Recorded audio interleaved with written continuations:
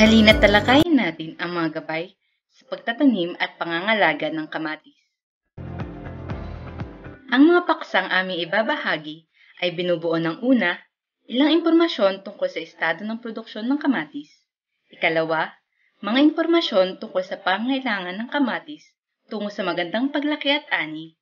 At ikatlo, ilang gabay sa pagtatanim at pangangalaga ng kamatis. Ang kamatis ay isa sa mga pinakakilalang gulay sa buong mundo. Ayon sa Philippine Statistics Authority, naitalang nasa 1.23% ang naging paglaki sa taunang ani ng kamatis sa buong Pilipinas mula sa nakalipas na 10 taon, simula 2007 hanggang 2016. Sa kasalukuyang datos, ang kabuoang dami ng inaning kamatis noong isang taon, 2019, ay umabot sa mahigit 220 tonelada. Ito ay nagmula sa mahigit 16,000 ektarya ng kabuong lupa na pinagtataniman ng kamatis. Mula sa nakalipas sa datos noong Abril hanggang Hunyo 2020, ang mga rehiyon ng Ilocos, Central Luzon at Cagayan Valley ang nangunguna na may pinakamataas na produksyon ng kamatis. Ang tomato o mas kilala bilang kamatis sa wikang Tagalog ay nabibilang sa pamilya ng Solanaceae o Solanaceous crops. Kabilang dito ang iba pang mga gulay tulad ng talong, patatas at sweet pepper. Ang kamatis ay maaaring kainin ng hilaw tulad ng mga inilalahok sa salad at panglahok sa mga lutong pagkain. Maaari rin itong iproseso upang magamit bilang sangkap sa sauces, ketchup at inumin. Ang kamatis ay mayaman sa vitamin A at C, folic acid, at antioxidants kabilang ang alpha-lipoic acid, lycopene, choline, beta-carotene at lutein. Ang mga uri ng kamatis ay nagkakaiba base sa dami ng binhing kailangan kada ektarya. May 3 klase ng kamatis ayon sa uri ng paglaki at ito ay ang determinate, indeterminate at semi-determinate. Ang determinate type ay isang uri ng kamatis na bushy type. Ibig sabihin, hindi ito masyadong tumataas at gumagapang. Tumitigil na ito sa paglaki kapag nagsimula ng mamunga o mamulaklak. Marami rin itong sanga para sa mas maraming bunga. Isa pang katangian nito ay ang sabay-sabay na pumumunga at pag-aani. Halimbawa ng variety na nabibilang sa ganitong uri ng paglaki ay ang Apollo at Magilas. Ang indeterminate type naman ay umaabot ng hanggang 10 talampakan. Hindi sabay-sabay ang pamumunga, kaya't maraming beses na maaaring umani at paunti-unting bunga ang makukuha. Halimbawa ng gantong uri ay ang mga cherry tomato. Ang semi-determinate type naman ay ang mga kamatis na may katangian ng parehong determinate at indeterminate. Ang paglaki ay tulad ng sa determinate, bushy type at maraming sanga, pero ang pagbunga ay parang indeterminate. Halimbawa ng ganitong uri ay ang Atlas at Avatar F1. Inirekomendang magtanim ng kamatis sa lugar na may katamtamang init. Para sa mainam na paglaki ng kamatis, mabuti ang lugar na may malamig at tuyong panahon. Kailangan ng 21 hanggang 24 degrees Celsius na temperatura habang lumalaki ang kamatis. Kadalasan, maaaring magtanim ng kamatis sa buong taon. Subalit tuwing tag-init, maaaring matuyo at maglaglaga ng mga bulaklak at hindi mamunga. Kapag tag-ulan naman, maaaring mabulok ang ugat. Dahil dito, inirekomendang magtanim ng kamatis sa panahong patapos na ang tag-ulan, tuwing Oktubre at Nobyembre, at ito ay mamumunga sa buwan ng Enero hanggang Marso. Sa ilang lugar tulad ng Bukidnon at Misamis Oriental, karaniwan nagtatanim ng kamatis tuwing Mayo hanggang Setyembre. Ang inirekomendang uri ng lupa kapag magtatanim ng kamatis ay sandy loam at clay loam. Ang pH level o sukat ng kaasiman ng lupa ay mula sa 5.8 hanggang 8 at may mataas na level ng nitrogen, phosphorus at potassium. Maraming variety ng kamatis ang maaaring gamitin. Ito ay maaaring open pollinated variety o OPV o kaya naman ay hybrid variety. Ang OPV ay mga varieties na stable inbred, kaya maaaring gamitin ang mga naaning buto para sa susunod na pagtatanim. Samantala, ang mga buto na galing sa na-harvest na bunga ng hybrid na halaman ay hindi na inirekomendang gamitin sa kadahilanang nagbabago ang itsura o katangian ng mga susunod na halaman at bunga o nagkakaroon ng tinatawag na segregation. May iba't ibang paraan sa paghahanda ng punla ng kamatis. Ang pagpili nito ay naayon sa lawak ng lugar na pagtataniman at kakayahan sa paggawa nito. Ang kamatis ay maaaring ipunla sa seedbed, sa seed boxes o trays, o kaya naman ay pagpupunla ng isang halaman kada container o plug tray method. Sa paglilipat tanim, ang ugat ng punla ay maaaring masira sa tuwing bubunutin mula sa seedbed at seed boxes o trays. Maaari itong magdulot ng transplanting shock o pagbagal ng paglaki ng halaman mula sa paglilipat tanim. Karaniwang inaabot ng 3 hanggang 5 araw bago makarecover ang halaman pagkalipat tanim. Ang plug tray o seedling container method ay isang paraan kung saan ang punla ay nakatanim ng isahan sa bawat butas o container ng tray. Sa paraang ito, nagkakaroon ng magandang paglaki at maayos na pag-uugat ang punla sa pamamagitan ng sapat na nutrisyon sa growing medium. Naiiwasan rin ang root injury at transplanting shock sa punla. Sa paghahanda ng seedbed, kailangang pumili ng magandang lokasyon. Ito ay dapat na nasisikatan ng araw, mayroong malapit na pagkukunan ng tubig, at may maayos na kanal o daluyan ng tubig. Araruhin at bungkalin ang lupa. Dapat durog o pino ang lupa bago magtanim. Gumawa ng raised beds na may taas na 15 cm at lapad na humigit kumulang 1 metro. Mangangailangan ng 250 hanggang 550 grams ng buto para sa 1 hektaryang lupa, depende sa variety. Dapat ring diligan bago at matapos magpunla. Itanim ang buto na may lalim na 2 hanggang 4 cm kada guhit o rows at 15 cm ang pagitan bawat guhit. Ang abono o pataba ay ilalagay sa seedbed furrow kasabay ng pagtatanim. Ang pag-spray ng mga insecticide ay kailangan upang hindi kainin ng langgam ang mga buto. Maaari ring mag-spray ng fungicide para maiwasan ang mga sakit tulad ng dumping off. Maaari ring pagtamnan ng mga punla ang mga seedling trays. Ito ay ginagamit dahil mas nakatitipid sa buto at nababawasan ang transplanting shock. Mayroong pantay-pantay na distansya ang bawat cell ng tray, kaya wala masyadong kompetisyong nagaganap. At kapag magtatransplant na, hindi masyadong nagagalaw ang mga ugat dahil sa tinatawag na medium root block. Subalit ang paggamit ng tray ay mas magastos kumpara sa seedbed method. Ang pagdidilig ay gagawin araw-araw bago magsimula ang hardening ng mga punla. Ang halimbawa ng magandang soil mixture ay may ratio na 1:1:1 ng compost, carbonized rice hull, at garden soil.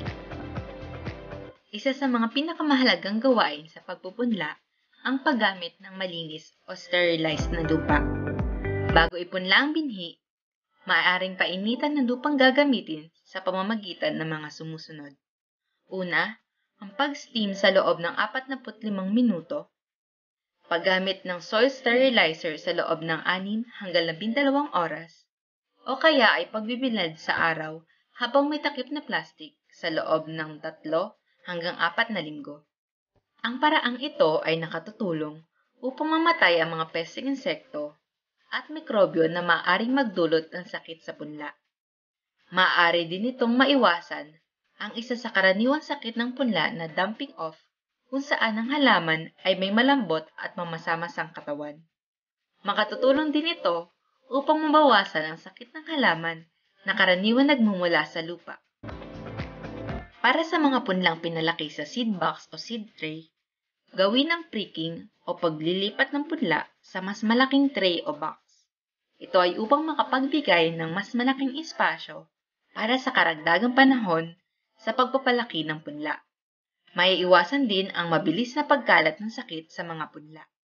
Ang net o kulambo ay inilalagay sa mga binhing itinanim upang maprotektahan mula sa pagkasira dulot ng matinding ulan o sikat ng araw at upang maiwasan ang mga pesteng insekto ng kamatis. Kadalasan ito ay inaalis kasabay ng hardening ng mga punla. Maaring gumamit ng net na may 50 hanggang 60 mesh. Ang hardening ay ginagawa 1 linggo bago maglipat tanim upang ihanda ang punla sa mga stress na mararanasan sa taniman. Sa paraang ito, unti-unting binabawasan ang pagpapatubig sa mga punla na pinalaki gamit ang seedbed method. Maaari nang tanggalin ng nets na pinangtakip upang protektahan ang punlaan. Sa seedling tray method, karagdagan ng unti-unting pagbibilad ng mga punla sa araw. Ito ay dahil ang mga trays ay kadalasang nasa loob ng greenhouse kung saan may controlled environment. Ang pag-harden ng mga punla ay nakatutulong upang maiwasan ang transplanting shock at mapatibay ang punla hanggang sa araw ng paglilipat tanim. Ang isang malusog na punla ay mayroong 4 hanggang 5 dahon, karaniwang may 12 hanggang 15 sentimetrong taas, may matibay na katawan, walang sintomas dulot ng pesteng insekto o sakit, at hindi pa namumulaklak. Ang lupang paglilipatan ng tanim ay kailangang ihanda 2 hanggang 3 linggo bago maglipat tanim o mas maaga pa. Mainam na ilagay ang compost sa panahong ito upang maihalo ng mabuti sa lupa. Araruhin ng lupa gamit ang kalabaw o traktora sa lalim na 15 hanggang 20 cm tuwing makalawang linggo. Iharrow o suyurin ng lupa tuwing matatapos mag-araro upang mas mapulbos pa ang lupang pagtataniman. Ang pulverized o pinong lupa ay mahalaga para sa tamang aeration at magandang pagdaloy ng tubig. Nakatutulong ito para sa mas mabilis at maayos na paglaki ng ugat ng kamatis pagkalipat tanim. Gumawa ng furrows o kaya ay raised bed kung maglalagay ng mulch pagkatapos iharrow ang lupa. Ang mulching ay isang paraan kung saan nilalagyan ng taklob o cover ang lupang pagtataniman para sa mas mabisa at mas matipid na paggamit ng tubig. Nalilimitahan din ito ang pagsibol ng mga weeds o damo. Maaaring gumamit ng iba't ibang materyales bilang mulch tulad ng plastic, dayami, tuyong dahon at iba pang organic materials. Mahalagang iwasan ang mga paggamit ng mga material na maaaring magdulot o pagmula ng pathogen na sanhi ng pagkakasakit ng halaman. Sa panahon ng transplanting o paglilipat tanim, mainam na gawin ito ng maaga o kaya ay sa hapon para maiwasan ang pagkatuyo ng halaman dahil sa init. Dahan-dahang ibaon ng punla kung saan ang ibabaw ng root ball ay kapantay ng lupang pinagtaniman. Mahalagang piliin ang malulusog na punla. Diligan ng mga halaman bago at pagkatapos maglipat tanim. Ilang oras bago maglipat tanim, mainam na patubigan ng bahagya ang punla para madaling bunutin o matanggal sa punlaan. Mahalaga ring palitan ang mga namatay na punla o punan ang mga butas na hindi nataniman o missing hills sa loob ng 1 linggo pagkalipat tanim. Ang pag-aabono ay magiging mas mabisa kung alam natin ang likas na nutrisyong mayroon ang ating pagtataniman. Maaaring gumamit ng mga pinadaling paraan upang malaman ang kalagayan o status ng lupang pagtataniman. Ang isang mabisang paraan ay ang pagkuha ng sample ng lupa at ipasuro ito sa laboratory upang malaman ang nutrisyon ng lupa. Mula sa resulta ay maaari ring malaman ang dami at uri ng abono na kailangang i-apply sa lupa. Ang Northern Food Corporation o NFC ay may inirekomendang fertilizer rate na 116, 40, 120 kg NPK per hectare para sa kamatis. Maaari ring gamitin ang range ng fertilizer rates na 60 to 120 kg nitrogen per hectare, 60 to 140 kg phosphorus per hectare, at 60 to 120 kg potassium per hectare.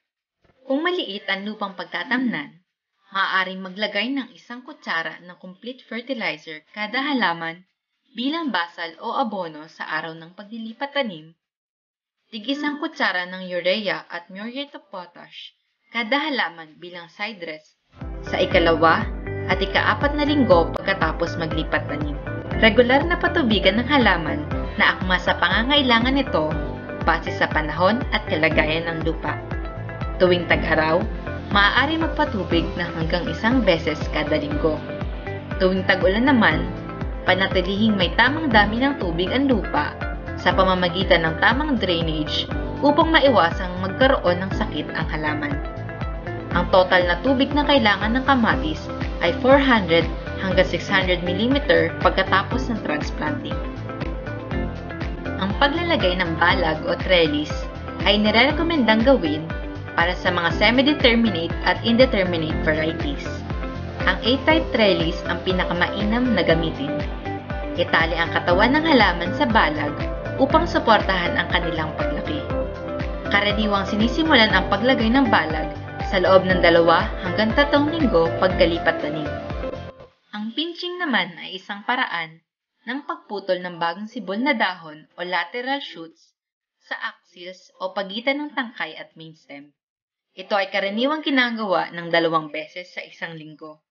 Makatutulong rin ito sa mabilis na paglaki ng bunga ng kamatis. Mahalaga ang monitoring o regular na pagsusuri sa ating taniman upang madali at mabilis nating maiwasan ang pagkalat ng anumang sakit na maaaring dumapo sa ating halaman o kaya ay upang maiwasan ang pagkasira nito dulot ng mga pesting insekto. Kung sakaling magkaroon ng sintomas ang ating halaman, mahalagang gawin ang anumang paraan upang mapigilan ang tuluyang pagkasira ng halaman at maging sanhi na mababang ani ng kamatis. Ang ilan sa mga cultural practices na maaari nating gawin ay ang paggamit ng resistant na variety sa ating taniman, pagtatanim ng ibang gulay o halaman na hindi kauri ng kamatis tulad ng legumes at mais pagkaani ng kamatis, pagtatanim ng pest repellent na halaman, pagre-relay planting ng ibang pananim bago mag-harvest ng kamatis tulad ng ampalaya. Kabilang rin dito ang regular na pagtanggal ng damo sa paligid ng halaman. Para sa mga tanimang walang mulch, maaaring gawin ng healing up pagkatapos alisin ng damo o pagkalagay ng abono. Matapos ang 2 hanggang 3 buwan mula sa paglilipat tanim, ay maaari nang anihin ang kamatis depende sa ginamit na varieties. Maaaring umanin ng 2 hanggang 3 beses kada season. Aanihin ang kamatis ng naaayon sa gamit. Ang mature green o birding kamatis ay aanihin kung malayo ang lugar na pagbebentahan o market. Kadalasan, ginagawa ito sa mga fresh tomatoes. Kung processing tomatoes naman, mabuting anihin ito ng red ripe o kulay pula upang may mataas na level ng total soluble solids o sweetness. Mag-aani lamang sa oras na may katamtamang init upang maiwasan ang pagkasira ng mga naaning bunga. Iwasang mag-harvest sa araw na maulan upang hindi magkaroon ng microorganism ang mga bunga. Iwasan ding ibagsak ang ani upang hindi magkasugat. Huwag mag-over at underpack dahil maaaring maalog ang mga bunga habang dinadala ito. Paghiwalayin ang hinog sa hindi pa masyadong hinog na mga bunga. At ito ang mga gabay sa pangangalaga at pagtatanim ng kamatis. Maraming salamat sa pakikinig.